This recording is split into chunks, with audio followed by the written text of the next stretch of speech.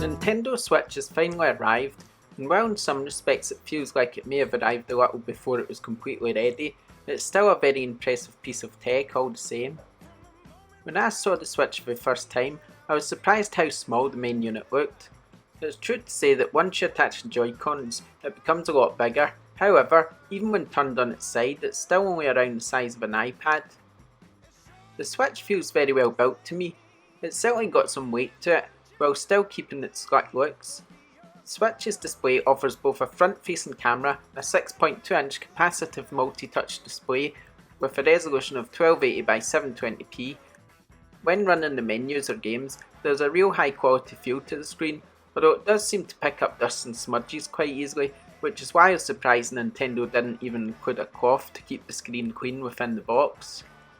Looking around the unit, on top is a headphone port, power button and volume control, also accompanied by the game card slot, which is covered by a fairly weak looking cover which may snap off over time if you're not careful. On the bottom meanwhile is the USB port for charging, which slides straight into the dock to charge and switch the action onto your TV. Finally in the back there's some speakers in the stand, and under that the micro SD slot to expand the system storage. The stand is where my main issue lies with Nintendo Switch, mainly because it's flimsy and I've already broken it off a few times in error. Luckily it pops back in again though. Well, it has so far anyway, hopefully nothing will break off of it in the future. The other issues I have with the stand come down to the way the console is designed, with the charging port on the bottom.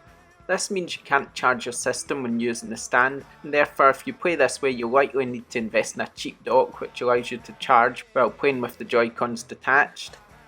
Speaking of the Joy-Cons, these are perhaps one of my favourite features of the whole system. I love the way they slide in and out easily, although you must make sure to press the release button and don't try to force them out. Both Joy-Cons seem very sturdy, and as well as having the standard buttons, have plenty of features between them such as HD rumble, a capture button, an NFC reader for Amiibo and an IR sensor. Sliding them into the included Joy-Con holder turns them into a controller of sorts, and although it would have been nice if this charged the controllers, it does feel surprisingly comfortable, as does playing with one each if you're gaming with friends. When it comes to setting up the system, it couldn't be easier. Selecting your Wi-Fi source, language users and linking up your Nintendo account, it's all fairly standard stuff and quite quick and simple to do. The interface itself is sleek and simple, although feels almost as if something is missing. Options at the moment include News, eShop, and Album, an option for configuring controllers and the system settings, while along the top is the ability to select users.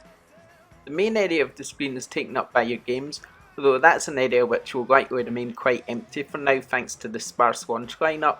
It's great Nintendo has included the ability to take screenshots and share them easily via social media.